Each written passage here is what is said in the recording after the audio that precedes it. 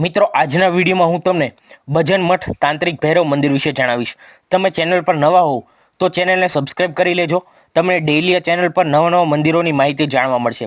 હવે વાત કરીએ આ મંદિર વિશે તો જબલપુરમાં આવેલું ભજન મઠ તાંત્રિક ભૈરવ મંદિર ભગવાન શિવના ઉગ્ર સ્વરૂપ કાળ ભૈરવને સમર્પિત એક પ્રખ્યાત મંદિર છે, જે તેની તાંત્રિક પરંપરાઓ માટે જાણીતું છે।